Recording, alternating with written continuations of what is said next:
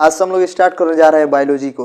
Biology में आज हम लोग पढ़ेंगे डाइजेस्टिव सिस्टम यानी पाचन तंत्र। ठीक है, तो सबसे पहले प्रश्न ये उठना चाहिए कि पाचन तंत्र किसे कहते हैं। इसका परिभाषा ये हो जाएगा कि वे सभी अंग जो भोजन को पचाने में सहायता करते हैं उन्हें सामूहिक रूप से पाचन तंत्र कहते हैं। ठीक है, पाचन तंत्र को हम लोग दो भागों में बांटते हैं। एक होता है आहार नाल, यहाँ पर हम लिख देते हैं पाचन तंत्र। पाचन तंत्र को कितने भागों में बांटते हैं, तो दो भागों में, आहार नाल और एक होता है पाचक ग्रंथि। ये जो ग्रंथि होती है कुछ कुछ एंजाइम निकालती है, तो इसे इंग्लिश में कहेंगे डाइजेस्टिव ग्लैंड्स। ठीक है, तो देखिए पाचन ग्रंथि जो होता है, पाचन ग्रंथि को दो भागों में हमने बांटा, एक हो गया आहार नाल और एक हो गया पाचक ग्रंथि। आहार नाल की जो लंबाई होती है वो लगभग 32 फीट होती है, यानी यहाँ मुख गुहा से लेकर यहाँ एनस यानी गुद्दा तक, ये टोटल आहार नाल के अंतर्गत आता है। ठीक है, तो आहार नाल की लंबाई लगभग 32 फीट होती है, या मीटर में देखिएगा तो 8 से 10 मीटर होती है। तो इसका लंबाई हो जाती है 32 फीट या 8 से 10 मीटर। ठीक है, और ये ग्लैंड्स जो होती है, पाचक ग्रंथि है, कुछ कुछ एंजाइम निकालती है जो भोजन को क्या करती है, पचाने में सहायता करती है। तो चलिए हम लोग देखते हैं आहार नाल के अंतर्गत कौन कौन से अंग आते हैं। तो आहार नाल के अंतर्गत सबसे पहला अंग वो आता है जहाँ से हम लोग भोजन को निगलने का काम करते हैं, यानी मुख गुहा आते हैं। तो सबसे पहले आहार नाल के अंतर्गत जो अंग आएगा उसका नाम है मुख गुहा। फिर भोजन यहाँ ग्रास नली में आएगा, तो मुख गुहा ग्रास नली। उसके बाद भोजन आएगा आमाशय यानी हमारे पेट में, तो आमाशय, आमाशय के बाद भोजन यहाँ छोटी आंत में जाएगा, स्मॉल इंसेटाइन में जाएगा, और यहाँ से जो भोजन होगा छोटी आंत से यहाँ बड़ी आंत में जाएगी। ठीक है, लार्ज इंसेटाइन में, और बड़ी आंत के बाद भोजन यहाँ मलाशय में आकर जमा रहेगी। उसके बाद एनस यानी गुदा के माध्यम से बाहर निकल जाती है। तो बताइए आप लोग आहार नल के अंतर्गत कौन कौन से अंग आएंगे, तो मुख गुहा जहाँ से भोजन को निगलते हैं, ग्रास नली, आमाशय, छोटी आंत, बड़ी आंत, मलाशय, उसके बाद बहिर्क्षेपण हो जाएगा गुद्दा के माध्यम से। तो यहाँ पे गुद्दा लिख दिए हैं। ठीक है, चलिए तो आहार नल कंप्लीट हो गया। अब हम लोग देखते हैं पाचक ग्रंथि को। पाचक ग्रंथि यानी ये ग्लैंड्स होते हैं जो भोजन को पचाने के लिए एंजाइम का स्राव करते हैं, एंजाइम निकालते हैं। तो सबसे पहले यहाँ मुख गुहा में देखेंगे तो यहाँ पे 3 जोड़ी लार ग्रंथि मिलती है जो सलाइवा बनाने के काम करती है, सलाइवा यानी लार का स्राव करती है। उसके बाद आमाशय के ठीक नीचे अग्नाशय पाया जाता है, जो यहाँ से भी एंजाइम निकलता है अग्नाशय से। अग्नाशय को अंग्रेजी में हम लोग पैंक्रियाज बोलते हैं। और यहाँ आप आमाशय के ठीक बाईं तरफ देखिएगा तो हमारे शरीर के सबसे बड़ी ग्रंथि है जिसका नाम है लीवर। लीवर यानी यकृत, हिंदी में यकृत हो जाएगा। लीवर, जिगर, यकृत तीनों एक ही नाम है। और लीवर के जस्ट नीचे नीचे क्या होता है, पित्ताशय होता है, जहाँ पीत आकर जमा रहता है। पीत बनाने के काम यकृत करता है, लेकिन पीत को जमा कौन रखता है, पित्ताशय यानी गाल ब्लेडर। ठीक है, चलिए अब देखते हैं हम लोग एक एक करके एक एक अंग के बारे में पढ़ना प्रारंभ करते हैं। तो चलिए अब स्टार्ट करते हैं हम लोग मुख गुहा को पढ़ना। ठीक है, तो सबसे पहले हम लोग देखेंगे मुख गुहा। मुख गुहा, इसको इंग्लिश में हम लोग बकल कैविटी बोलते हैं। मुख गुहा,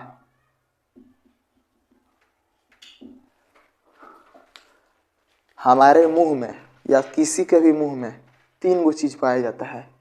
कोई भी चीज, 3 गो चीज, एक जीभ और लार ग्रंथि और दांत, 3 चीज पाया जाता है। सबके मुंह में पाया जाता है यार।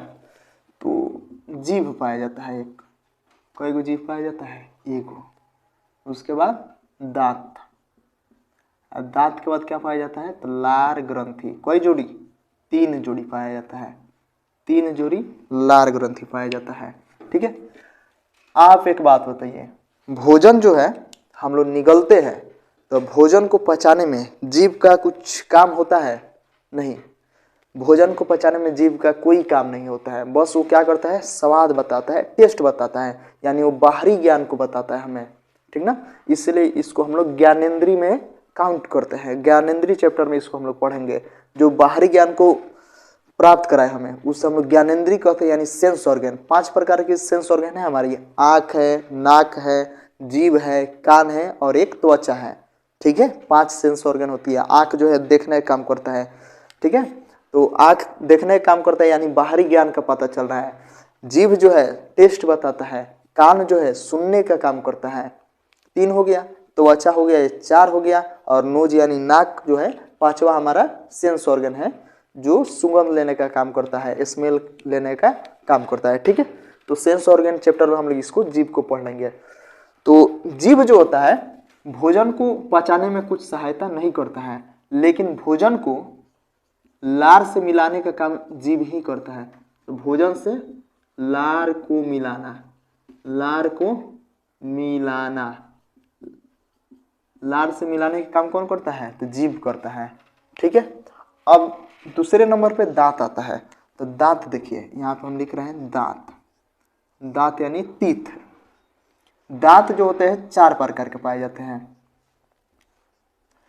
इंसीजर, कैनाइन, प्रीमोलर,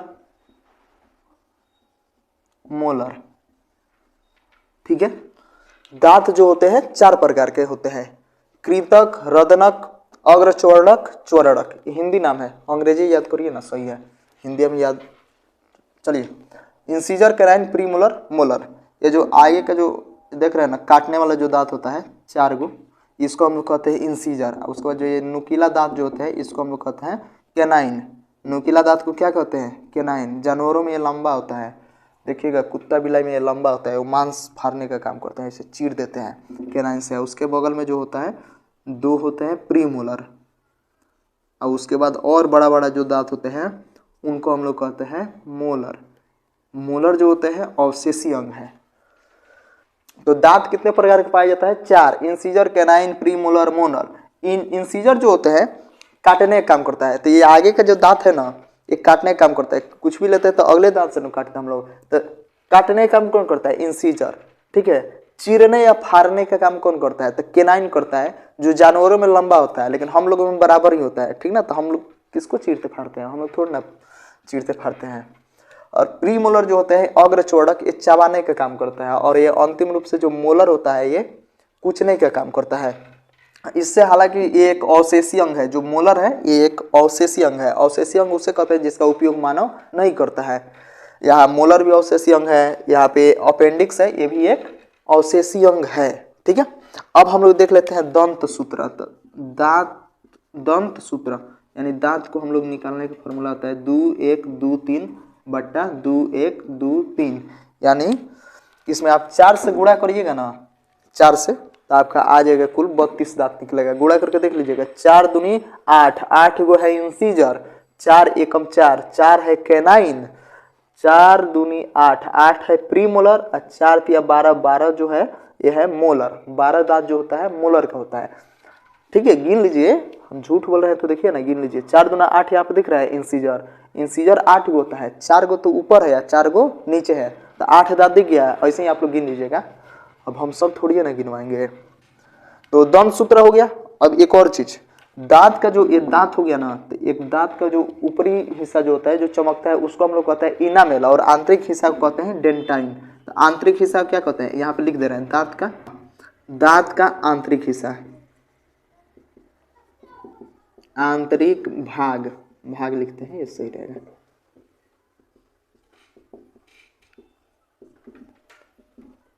बाह्य भाग को कहते हैं इनामेल, इनामेल। आंतरिक भाग को कहते हैं डेंटाइन। तो ये दंत सूत्र रहा 2 1 2 3 बटा 2 1 2 3, ये दंत सूत्र है। परीक्षा में पूछता है दांत का आंतरिक भाग डेंटाइन और दांत का बाह्य भाग जो होता है इनामेल होता है। सबसे कठोर यही होता है इनामेल। ठीक ना, कभी कभी इनामेल झड़ जाता है ना, मतलब झड़ने लगता है वो, तो उसी को बोलते हैं खोखला हो गया है। ठीक है, कैविटी हो गया है। तो ये हो गया दांत 4 प्रकार के, इंसीजर, कैनाइन, प्रीमोलर, मोलर, इसको हम मिटा दे रहे हैं। अब हम लोग देख रहे हैं इसके आगे, तो मुख गुहा में एक और चीज पाई जाती है जिसका नाम है लार ग्रंथि। तो मुख गुहा में जो ग्रंथि पाई जाती है जिसका नाम है लार ग्रंथि। और लार ग्रंथि कई जोड़ी पाओ जाला? 3 जोड़ी। लार ग्रंथि कितने जोड़ी पाई जाता है? 3 जोड़ी लार ग्रंथि पाई जाती है हमारे मुंह में। ठीक है, पहला पैरोटिड लार ग्रंथि, पैरोटिड लार ग्रंथि सबसे बड़ी लार ग्रंथि यही होता है। और एक होता है सबमेंडिबुलर, और इससे छोटा होता है सबलिंगुअल। तो हमारे मुख गुहा में 3 जोड़ी लार ग्रंथि पाई जाती है, पैरोटिड, सबमैंडिबुलर, सबलिंगुअल। सांप में जो ये पैरोटिड लार ग्रंथि जो होती है ये जहर का काम करती है, ठीक है। अब इन लार ग्रंथि से जो रस निकलता है उसे कहते हैं लार रस, जो कि 4 प्रकार के निकलता है लगभग। आपका निकलता है सबसे अधिक मात्रा में टाइलिन निकलता है, लाइसोजाइम निकलता है, लाइसोजाइम ये लार है, लाइसोजाइम, म्यूलिन,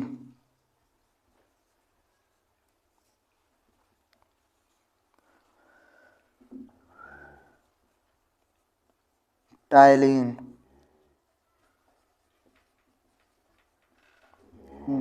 डाइस्टेज। तो हमारे लार ग्रंथि से कुल 4 प्रकार के लार रस निकलता है, लाइसोजाइम, म्यूलिन, टाइलिन, डाइस्टेज, ठीक है। लाइपेज भी निकलता है लार रस से। तो चलिए देखते हैं। लाइसोजाइम जो होता है एक कीटाणुओं को मार देता है, कीटाणु को मार देता है। भोजन करते वक्त जो भी कीटाणु जाते हैं उसको मारने का काम कौन करता है? तो लाइसोजाइम करता है, तो कीटाणु को मार देता है। म्यूलिन जो होता है भोजन को चिपचिपा बना देता है, भोजन को चिपचिपा कौन बनाता है जी? म्यूलिन। भोजन को चिपचिपा बनाने का म्यूलिन करता है, जिससे भोजन को निगलने में आसानी रहे, ठीक ना। अगर ये म्यूलिन की मात्रा कम हो जाती है तो भोजन ठीक से सना नहीं पाता है, जिसके कारण क्या होता है, गले में जाकर फंस जाता है, ठीक है। तो भोजन को चिपचिपा बनाने का काम कौन करता है? म्यूलिन। सर्वाधिक मात्रा में टाइलिन निकलता है हमारे मुख से, सर्वाधिक मात्रा में टाइलिन और डाइस्टेज जो है, ये दोनों मिलकर, ये टाइलिन और डाइस्टेज दोनों मिलकर ये स्टार्च का पाचन करता है। स्टार्च, अब स्टार्च किसे कहते हैं? तो स्टार्च मंड को कहते हैं। अभी मंड किसे कहते हैं? तो देखिए,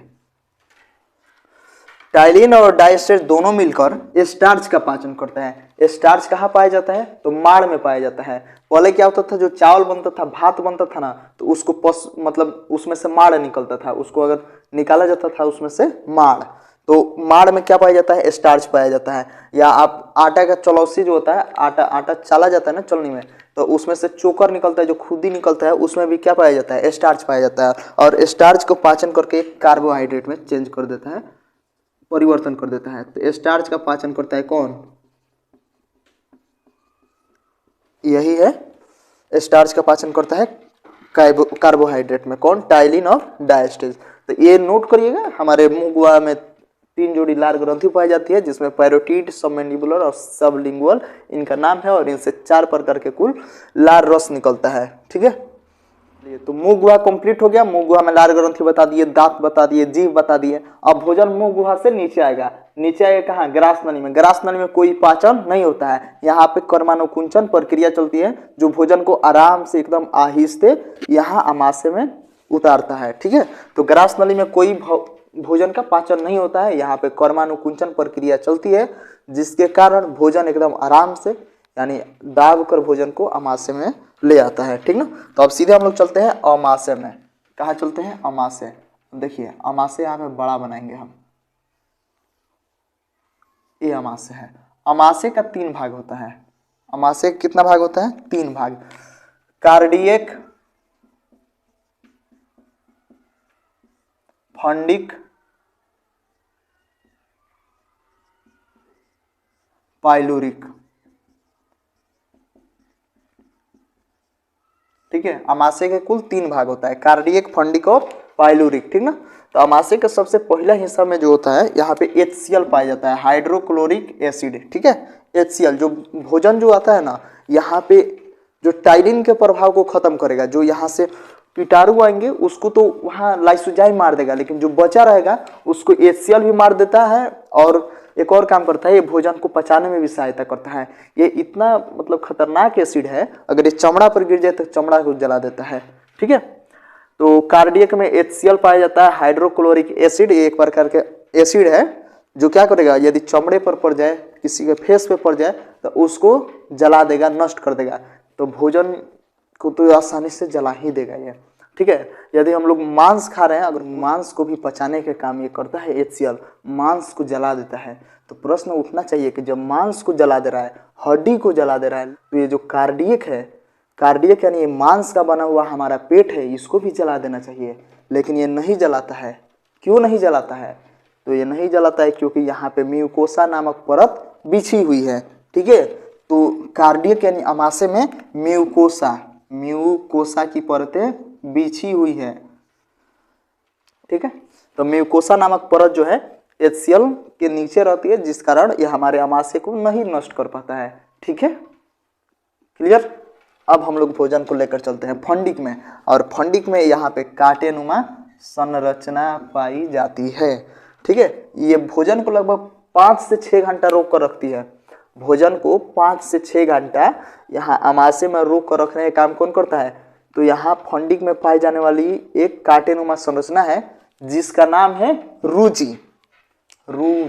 इसका नाम क्या है? रूजी। तो रूजी जो है भोजन को लगभग 5 से 6 घंटा रोक कर रखती है। कभी कभी आप भोजन नहीं किए रहते हैं तो रूजी अपने स्थान पे खड़ा हो जाती है और ये क्या होने लगती है? चुभन होने लगती है, जिस कारण हम कहते हैं पेट दर्द कर रहा है, पेट में चूहा कूद रहा है, पेट में हाथी कूद रहा है, तो पेट में भैंस कूदती है, ऐसे बोलते हैं ना। अब चलिए, यहाँ HCl कार्डियक से निकला, फंडिक में रूजी हो गया। अब हम लोग चलते हैं पाइलूरिक, यानी पेट का यानी अमाशय का अंतिम भाग यानी पाइलूरिक में चलते हैं। और पाइलूरिक में एक थैलानुमा संरचना पाई जाती है, यहीं पे पाई जाती है थैलानुमा संरचना, ठीक है, जिसे हम लोग कहते हैं जठर ग्रंथि, गैस्ट्रिक ग्लैंड, अंग्रेजी में क्या बोलते हैं? गैस्ट्रिक ग्लैंड बोलते हैं। जठर ग्रंथि कहाँ पाई जाती है? तो पाइलूरिक में। जठर ग्रंथि से निकलता है जठर रस। क्या निकलता है? जठर रस, ठीक है। गैस्ट्रिक ग्लैंड से निकलता है गैस्ट्रिक जूस, और यहाँ से जूस 2 प्रकार के निकलता है, रेनिन, पेप्सिन। एक हो गया रेनिन और एक हो गया पेप्सिन, ठीक है। तो जठर ग्रंथि से जठर रस निकलता है। जठर रस 2 प्रकार के, रेनिन और पेप्सिन। रेनिन जो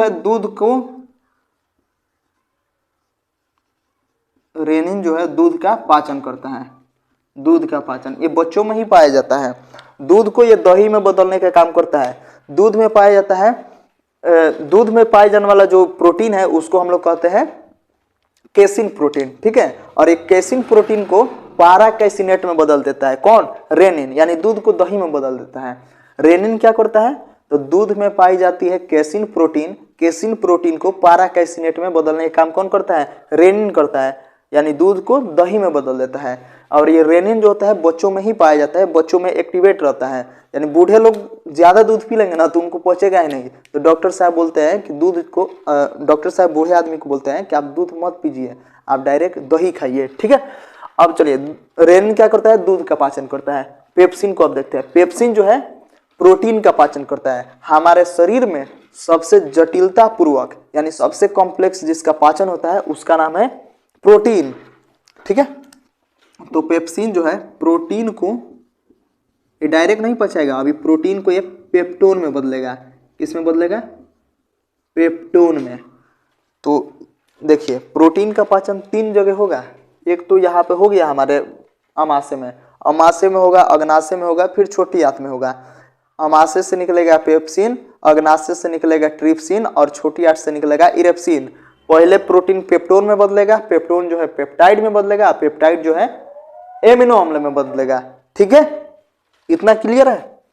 इसको नोट कर लीजिएगा आप लोग। तो ये क्लियर हुआ आपको? अमाशय का 3 भाग, अमाशय यानी स्टोमक यानी हमारा पेट, 3 भाग होता है, कार्डियक, फंडिक, पाइलोरिक। कार्डियक से HCl अम्ल का स्राव होता है, HCl निकलता है। फंडिक जो होता है ये कांटेनुमा संरचना पाई जाती है जिसे हम लोग रूजी कहते हैं। और यहाँ पाइलोरिक में एक थैलानुमा संरचना पाई जाती है जिसका नाम है जठर ग्रंथि। जठर ग्रंथि से निकलता है जठर रस। जठर रस 2 प्रकार का, रेनिन और पेप्सिन होता है। रेनिन जो होता है दूध का पाचन करता है और पेप्सिन जो है प्रोटीन को पेप्टोन में बदल देता है। अब भोजन हमारा यहाँ अमाशय तक आ गया था, अमाशय के पाइलोरिक तक पहुँच गया था, भोजन जो है पाइलूरिक से होते हुए अब आएगा पक्वाशय में। ठीक है, अब ये पक्वाशय क्या होता है? तो ये छोटी हाथ का पहला हिस्सा है। छोटी हाथ का पहला भाग कौन होता है? पक्वाशय। अंग्रेजी में डेडुनम, जेजुनम, इलियम। छोटी हाथ का 3 भाग होता है, डेडुनम, जेजुनम, इलियम। तो सबसे पहले भोजन जो आएगा डेडुनम यानी पक्वाशय में आएगा। ठीक है, तो यहाँ पे लिख दे रहे हैं पक्वाशय, डेडुनम, जेजुनम, इलियम। छोटी हाथ के कितने हिस्सा? 3 हिस्सा, डेडुनम, जेजुनम, इलियम। याद रखिएगा, इसको लिखना तो नहीं पड़ेगा, डेडुनम, जेजुनम, इलियम लिख लीजिएगा। डेडुनम यानी पक्वाशय। समझिए, हम लोग भोजन को जो निगले थे, भोजन हमारे आमाशय में आया था तो वो अम्लीय बन गया था। यहाँ पे हाइड्रोक्लोरिक एसिड जो मिला था वो भोजन को अम्लीय बना दिया था। और ये जो पक्वाशय है इसको अम्लीय चीज पसंद नहीं है, ये कहता है कि हमें क्षारीय चाहिए। ठीक है, तो देखिए 2 चीज होती है, एक होता है अम्ल, अम्ल, और एक होता है क्षार। जिसका पीएच मान 7 से कम होगा, जिस विलयन का पीएच मान 7 से कम होगा वो हो जाएगा अम्ल यानी एसिड, और जिसका पीएच मान 7 से अधिक हो जाएगा, ठीक है, जिसका पीएच मान 7 से अधिक होगा उसको हम लोग कहते हैं क्षार यानी बेस कहते हैं। ठीक ना, तो 7 अगर किसी भी चीज का पीएच मान है तो वो हो जाएगा उदासीन। जैसे पानी का पीएच मान, पानी जो होता है ना तो खट्टा लगता है ना ही वो कड़वा लगता है, यानी पानी ना अम्ल है ना क्षार है, वो क्या है? उदासीन है। तो आपसे सवाल पूछेगा पानी का पीएच मान कितना होता है? शुद्ध पानी का पीएच मान तो 7 होता है। ठीक है, और क्षार का पीएच मान जो होता है 7 से अधिक होता है। क्षारीय विलयन का पीएच मान 7 से अधिक, और अम्लीय विलयन का पीएच मान जो होता है 7 से कम होता है।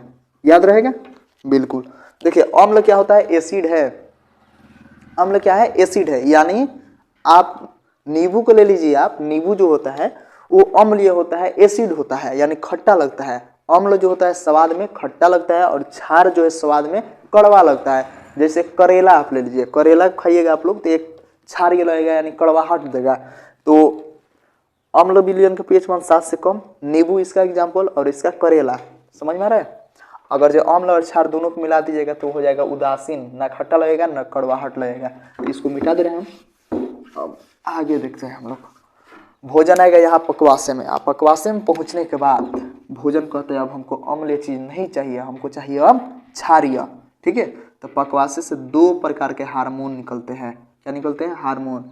एक निकलता है कोलेसिस्टोकाइनिन, कोलेसिस्टो,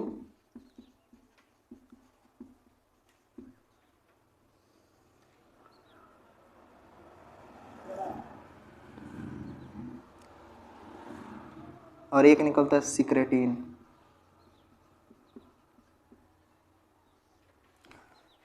अब समझिए पक्वाशय से कितने प्रकार के हार्मोन? 2 प्रकार के। कोलेसिस्टोकाइनिन जो है ये जाकर यकृत को उत्तेजित करता है। यकृत से कहता है कि तू भाई पित्त बनाओ कि हम भोजन को क्या करें? क्षारीय बनाए। तो कोलेसिस्टोकाइनिन जो है यकृत को, यकृत से पित्त बनाने के लिए उत्तेजित करता है। कहता है कि तू पित्त बनाएगा तो यहाँ पित्ताशय में जमा रहेगा, और जब भी इधर से भोजन खाया जाएगा, भोजन इधर से आएगा तो पित्त को मिला देना। पित्त मिलाने का काम कौन करता है? पित्ताशय करता है। ठीक है ना, तो कोलेसिस्टोकाइनिन क्या करता है? यकृत से, यकृत यानी लीवर से पित्त बनवाने का काम करता है। पित्त यानी बाइल, अंग्रेजी में इसको बाइल बोलते हैं। ठीक है, और ये पित्त आकर जमा रहता है कहाँ? गॉल ब्लेडर में यानी पित्ताशय में। और भोजन इधर से आएगा, ये देखेगा कि उधर से भोजन आ रहा है और यहाँ से पित्त मिला देगा अपना। ठीक है, यहाँ से पित्ताशय जो है पित्त छिड़क देगा, जिससे भोजन जो होगी कड़वा हो जाएगी यानी क्षारीय हो जाएगी। ठीक है, जैसे आप लोग मुर्गे कटवाते वक्त देखे होंगे, एक जो छोटा सा नीला कलर का होता है उसे हम लोग पित्त कहते हैं। ठीक ना, तो जो मुर्गा काटता है ना तो वहाँ पे बहुत बचा कर वहाँ से पित्त को निकालता है। क्यों निकालता है बचा कर? क्योंकि यदि पित्त फट जा रहा है तो पूरे मुर्गा को, पूरे मतलब जो मुर्गा होता है उसको क्षारीय कर देगा, सॉरी कड़वाहट कर देगा।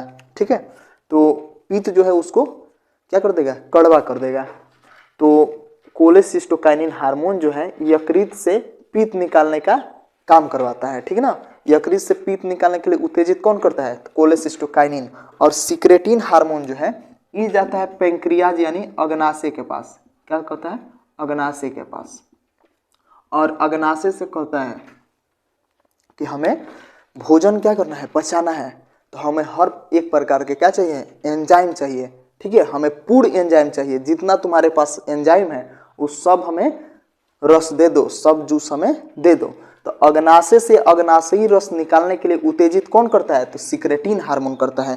अग्नाशय से अग्नाशयी रस निकालने के लिए, अग्नाशय से अग्नाशयी रस निकालने के लिए सिक्रेटिन हार्मोन उत्तेजित करता है।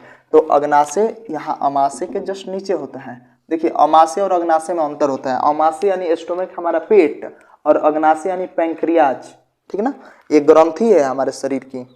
तो अग्नाशय से 3 प्रकार के एंजाइम निकलते हैं, लाइपेज, एमाइलेज, ट्रिप्सिन, ठीक है, जिन्हें सामूहिक रूप से क्या कहते हैं? पूर्ण पाचक रस कहते हैं, पूर्ण पाचक रस, ठीक है, lipase, amylase, trypsin, lipase, amylase, trypsin,